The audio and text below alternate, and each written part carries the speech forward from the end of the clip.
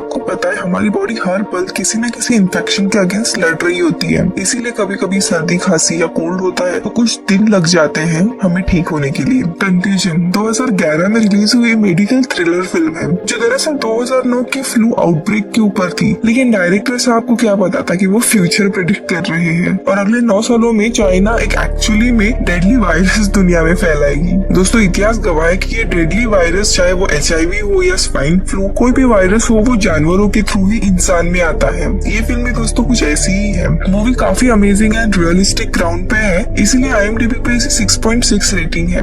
इस मूवी का पूरा बजट 6 करोड़ USD था और इस मूवी ने बॉक्स ऑफिस पे ऑलमोस्ट 14 करोड़ USD का प्रॉफिट किया है। Directed by Steven Soderbergh and इस मूवी में कई सारे मेन कलाकार हैं जैसे कि Laurence Fishburne, Kate Winslet, Jude Law, Bryan Cranston, Matt Damon और ग्वेनेथ पैल्ट्रो। सो मूवी में मिच और बेथ के दोनों शादीशुदा कपल दिखाए हैं। बेथ अपने बिजनेस के सिलसिले में हांगकांग गई थी और अभी वो रिटर्न अपने घर मिनियापोलिस आ रही थी, लेकिन बीच में ही दोस्तों वो कुछ समय का हॉल्ट लेके शिकागो चली जाती है। वहाँ पे उसके एक्स बॉयफ्रेंड से मिलके गलत काम करती है एंड वहाँ से फिर वो अपने घर चली आती है। घर में आने पे वो अपने पति एंड उसके छोटे बेटे क्लार्क से मिलती है। 6 साल का क्लार्क उसके पहले पति का बेटा था। यहाँ पे फ्लाइट से आने के बाद बेथ अचानक से बीमार पड़ने लगती है। अगले दिन तो उसे सीजर्स आने लगते हैं और मिच उसे हॉस्पिटल में लेके जाता है और दोस्तों कुछ ही मिनटों में वो वहाँ पे गुजर जाती है। डॉक्टर्स को उसकी बीमारी का कारण पता नहीं था और वैसे दोस्तों हम पूरी दुनिया में अलग अलग लोकेशन पे लोग बीमार पड़ते हुए देखते हैं। यहाँ पे मिच बेचारा घर पे आता है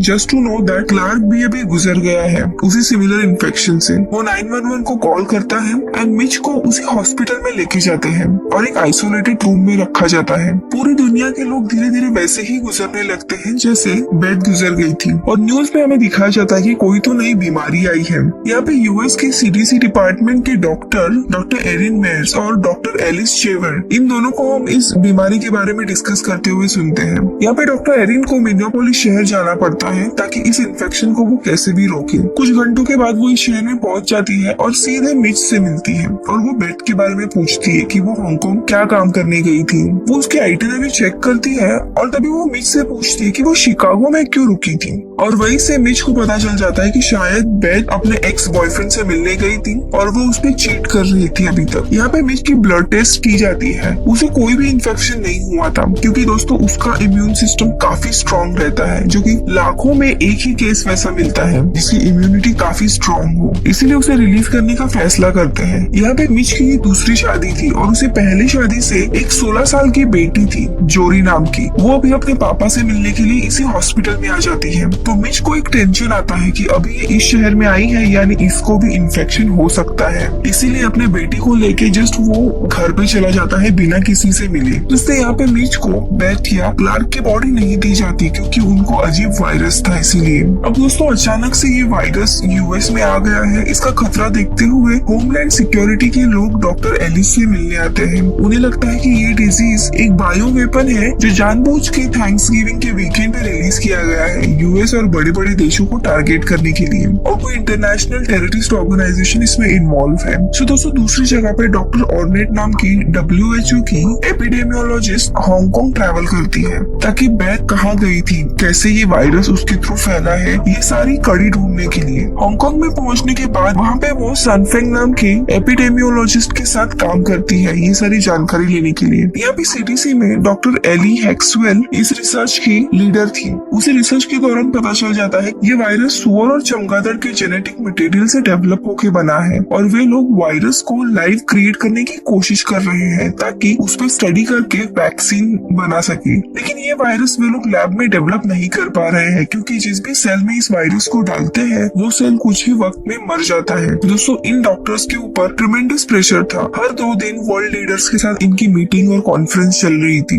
अभी ऑलमोस्ट 8 से 10 दिन हो गए थे इस वायरस ब्रेकडाउन को और WHO ने इंटरनेशनल लेवल पे वायरस ब्रेकडाउन की न्यूज बता दी थी और अभी तक ऑलमोस्ट 8 मिलियन लोग इन्फेक्ट हुए थे इस वायरस से जिसका नाम था MEV1। दोस्तों अब ऐसे केसेस में इस वायरस की जानकारी बाहर के अलग अलग ऑर्गेनाइजेशन या इंटरनेशनल टेररिस्ट को लीक ना हो, इसीलिए जो भी बाहर की या प्राइवेट एजेंसी इस रिसर्च पे काम कर रही थी उन्हें शट डाउन करने की ऑर्डर CDC देते हैं। लेकिन दोस्तों इसी प्राइवेट टीम में UCSF के प्रोफेसर डॉक्टर इयान थे। वो अपनी रिसर्च बंद नहीं करते, उनके पास कुछ वायरस के सैंपल कंट्रोल थे वो उन पे अपना काम जारी रखते हैं। और दोस्तों ये डॉक्टर जल्द ही अपने वायरस को लैब में डेवलप करता है चमगादड़ के डीएनए लेके, क्योंकि वो वायरस ओरिजिनली चमगादड़ में ही था, इसीलिए उसी के थ्रू वो वायरस डेवलप कर पाते हैं। और ये वायरस का सैंपल जो उन्होंने लैब में डेवलप किया था वो सीडीसी के हेडक्वार्टर में भेजते हैं ताकि वे लोग आगे की स्टडी करें। दोस्तों वायरस कई सारे कारणों से एक दूसरे में फैल सकता है, लेकिन ये वायरस था जो एक दूसरे के संपर्क में आने के कारण फैल रहा था, जैसे हाथ मिलाना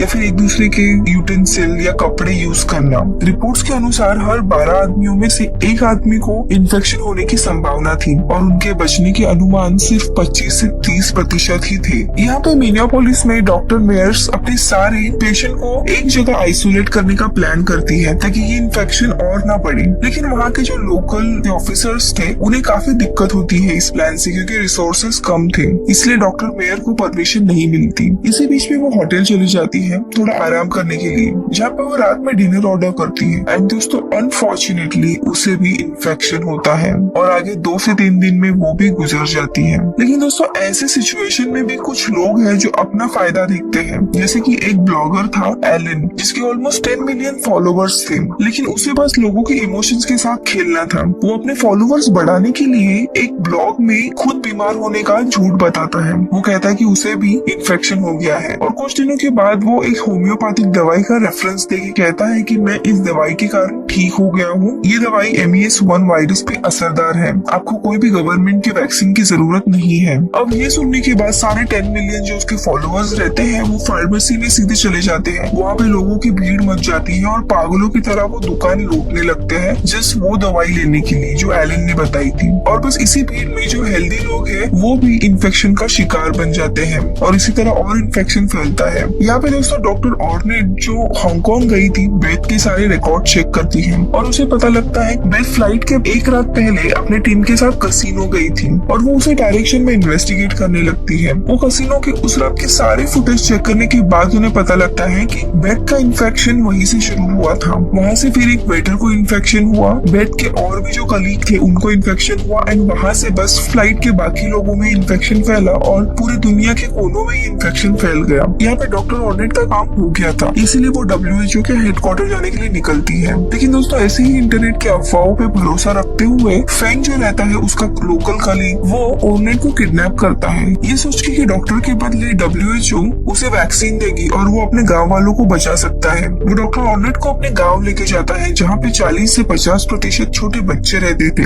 अब दोस्तों बैक टू US, यहाँ पे इन्फेक्शन और ज्यादा बढ़े ना, इसीलिए गवर्नमेंट एक फैसला लेती है, जो भी इन्फेक्टेड सिटी है उनको पूरा आइसोलेट कर देती है, यानी कोई भी इस शहर से बाहर जा नहीं सकता। अब डॉक्टर शिवर को जब ये फैसले के बारे में पता लगता है तब पहले तो वो अपने गर्लफ्रेंड को कुछ खाने पीने का सामान लेके शहर छोड़ने के लिए कह देते हैं। अब यही बात एक आदमी सुन लेता है। अब इस बात के कारण डॉक्टर शिवर के ऊपर इन्वेस्टिगेशन बैठने का फैसला लिया जाता है क्योंकि उन्होंने अंदर की इन्फॉर्मेशन लीक की। सो दोस्तों दूसरी जगह पे ये ब्लॉगर अभी भी गवर्नमेंट के अगेंस्ट हेटरेट फैला रहा था, इसलिए पुलिस उसे अरेस्ट करते हैं एंड पहले तो उसे टेस्ट करते हैं। तो यहाँ पे उसे कोई भी वायरस का इन्फेक्शन नहीं था, तो वो ये कबूल करता है कि उसने उस होम्योपैथी कंपनी से पैसे लिए थे ताकि उनका प्रॉफिट बढ़ सके, इसीलिए उसने अपने ब्लॉग में इस सिचुएशन का फायदा लेके एडवर्टाइजमेंट की थी ताकि उनका सेल बढ़े। इसी के कारण पुलिस इस ब्लॉगर को अरेस्ट करती है कॉन्स्पिरेसी एंड सिक्योरिटी फ्रॉड के लिए। दोस्तों अभी 21वां दिन था। यहाँ पे CDC में डॉक्टर एली हैक्सवेल को एक ईमेल आता है जिससे उन्हें पता लग जाता है कि MEV वायरस जो है उसका ओरिजिन अफ्रीका से आया है और ये HIV से भी ज्यादा डेडली वायरस है। उनकी रिसर्च चल ही रही थी एंड अलग अलग सैंपल के वैक्सीन वो बना रहे थे